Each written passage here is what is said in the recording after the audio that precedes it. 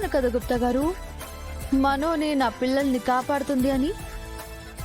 నా పిల్లల ప్రాణాలను తీయాలనుకున్న మనోహరే ప్రాణాలకి తెగించి మరీ నా పిల్లల్ని కాపాడింది.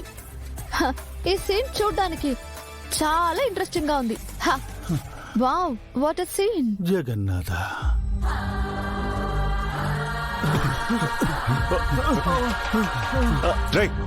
పాపం తీసుకురమంటే మీరు మాత్రం వచ్చారంట్రా? మనోహర్ గారు అడ్డుపడుతున్నారు సార్. అడ్డొస్తే ఏం చేయాలో చెప్పాను కదా. ఆవిడే అదే అన్నారు సార్. పిల్లల మీద చేయేస్తే షూట్ చేస్తానన్నారు. ఏదో చిన్న కిడ్నాప్ అంటే వచ్చామన్నా, మరి ఇలా గన్తో కాల్ చేస్తామంటే కష్టం అన్నా. సారీ అన్న. సారీ సార్, మా వల్ల కాదు. Right right.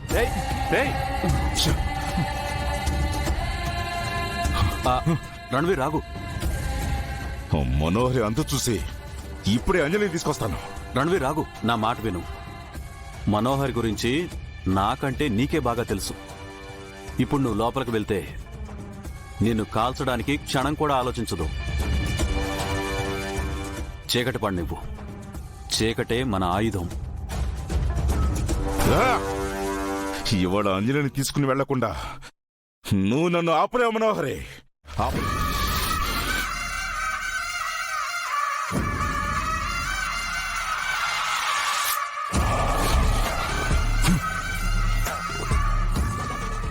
అవును మనోహరే, ప్రతిసారి ఫీల్ అవుతున్నాను. నిన్న ఫెయిల్ అయింది మాత్రం మీ ఇద్దరి వల్ల. ఒకటి నువ్వు, రెండు నీ ఫ్రెండ్ ఆత్మ. ఆ ఆత్మ గురించి నీకు ఆల్రెడీ చెప్పాను రణ్వీర్. నా మనుషులకి నువ్వు కొంచెం సపోర్ట్ చేసుంటే ఈ పాటికి అంజలి ఇక్కడ ఉండేది.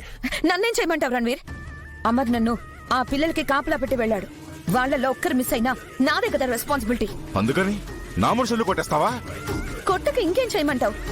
నిన్న నా సిచ్యుయేషన్ నీకు అర్థమయ్యేలా చెప్పాను, అయినా నువ్వే వినిపించుకోలేదు. మరో అవకాశం వచ్చినప్పుడు చూద్దామని అన్నాను. నువ్వు ఆవేశంలో ఆలోచించకుండా వచ్చావు. ఆరుతో తన్నులు తిని వెళ్ళావు.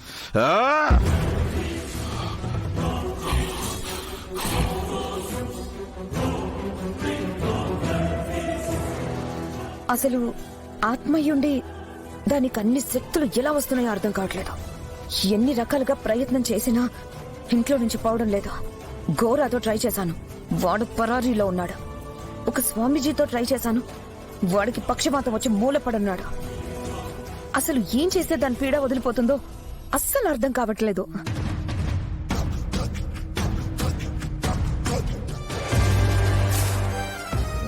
అన్నయ్య వాళ్ళు వస్తున్నారు. అనవసరంగా ఇష్యూ చేయకు, తర్వాత మాట్లాడుకుందాం.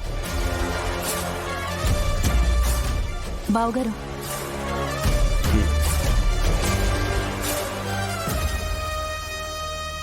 మీతో కాస్త మాట్లాడాలి. దేని గురించి?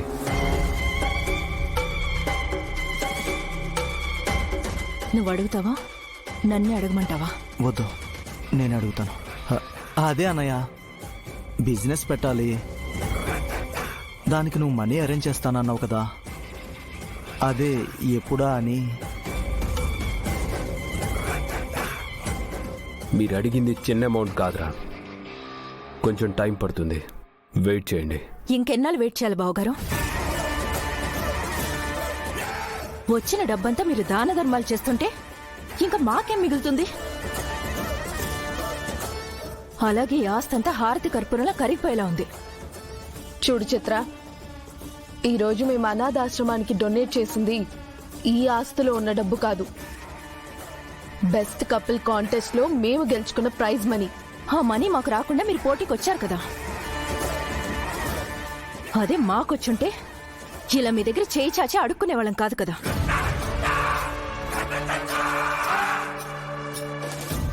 అనాథ పిల్లల్ని ఆదుకోవాలని మేము ఆ కాంటెస్ట్ లో పార్టిసిపేట్ చేశాం.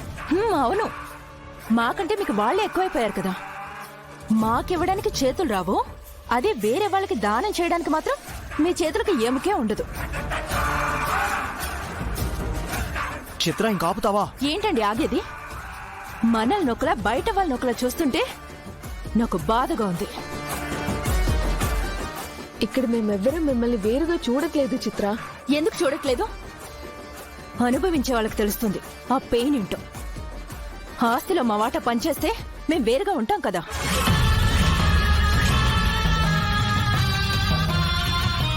ఏం మాట్లాడుతున్నావు చిత్ర? ఇంత చిన్న విషయానికి ఆస్తి పంపకాల వరకు వెళ్తావేంటి? ఏంటి బాగి, అమరేంద్ర ముందే గొడవ పడుతున్నావు? నువ్వు తనకేం మర్యాదిస్తున్నట్టు?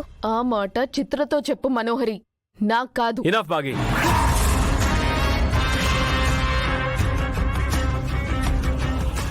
లోపలికి వెళ్ళు. అది కాదండి. I said go.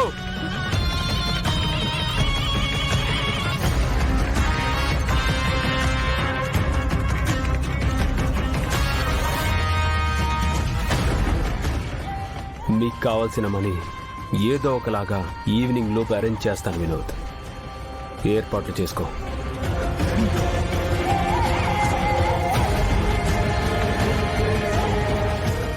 అయ్యిందా? బాగా అయ్యిందా?